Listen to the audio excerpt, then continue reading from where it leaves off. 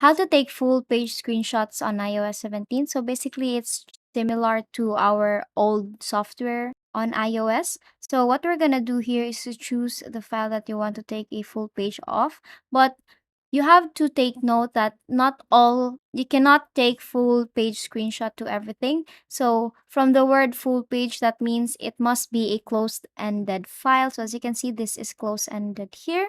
That means it has an ending of file. So what you're gonna do here is just the same with our the way we screenshot everything. You have to tap on or press on the upper volume, I mean the volume up, and then the home screen. I mean the power button. Click on that at the same time, and as you can see, you have taken a screenshot here, and you will see an option here that says full page. Click on full page, and as you can see here, you have taken this screenshot here up until the end, and basically tap on done on the upper left. Save to photos here, and let's just check it to our photos. Here on our photos, it actually look like this. Here on our photos, it actually looks like this.